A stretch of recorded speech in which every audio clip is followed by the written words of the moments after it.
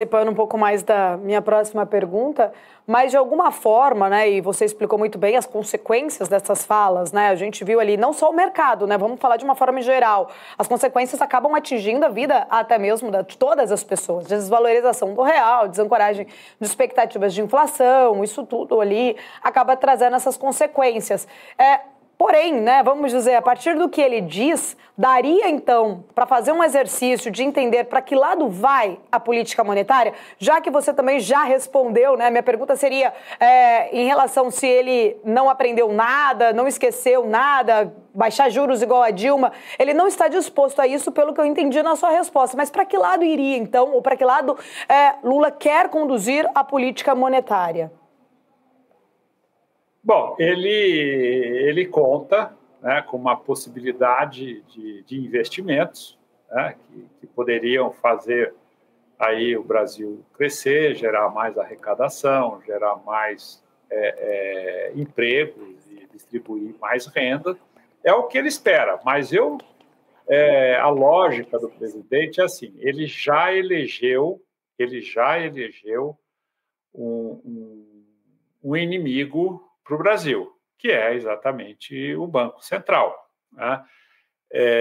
Eu não vejo, eu sinceramente, eu acho que o presidente ele está cometendo um erro muito grande, porque o momento que a gente vive não é o momento que ele teve lá no passado, né? Eu me lembro na época em que deu a confusão, né, do mensalão, ele teve lá sua popularidade, caiu muito, mas ele conseguiu, né, porque era um fato sazonal, não era uma coisa que tocasse a economia. Então, ele conseguiu reverter. Mas, desta vez, infelizmente, para nós brasileiros, para os brasileiros, se ele continuar dessa forma, ele não vai conseguir resolver, não vai conseguir reverter essa situação. Então, a política econômica que ele quer é uma política econômica que vai, sem dúvida nenhuma, trazer sérias consequências para o Brasil. Infelizmente, a gente percebe o Haddad equilibrando ali,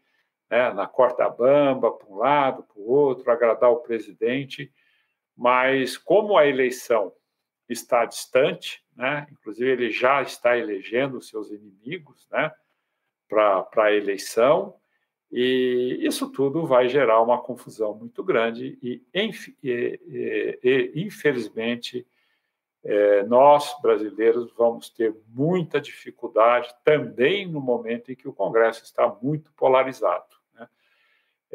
E isso tudo é muito difícil para o Brasil. Falta aí uma liderança capaz de entender o que é certo e o que é errado e o que é oportuno. Então, o que é oportuno é exatamente esses ânimos, né, estarem apaziguados e tentar resolver essa questão do déficit público, que é muito grave, né? O Brasil está pagando aí quase 700 bilhões de juros, né, por ano.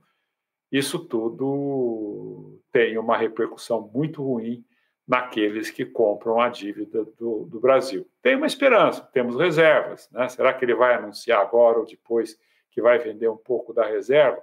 Então, ele tem algumas estratégias, mas só que ele peca muito nesse seu posicionamento. Se não for, então, o Banco Central, quem Lula vai atacar daqui a 6 meses? Já começou a atacar o Tarcísio, né? Porque o Lula, Paulo, vamos falar aqui um pouquinho de política, se você me permite, né? Quem claro. Seria o adversário ideal para o Lula? Quem seria? O Bolsonaro, né? Seria o Bolsonaro, porque o Bolsonaro no poder, gastando, não conseguiu vencer o Lula, agora muito menos. Qual é o adversário perigoso do Lula? É o Tarcísio? Não. É a Michele Bolsonaro? Não. É o Zema? Não. O adversário perigoso seria o governador de Goiás, né, o Caiado. Por quê? O Caiado ele tem uma rejeição, apesar de não ser conhecido, mas isso é uma questão de tempo, ele tem uma rejeição muito pequena. Ele pegaria os eleitores, caso o Bolsonaro não tenha a possibilidade né, de se tornar elegível, ele pegaria os votos do Bolsonaro, a rejeição do Bolsonaro e a rejeição do Lula, do PT. Então, o Lula sabe que por pesquisas qualitativas, que o adversário perigoso para ele seria o Caiado, né?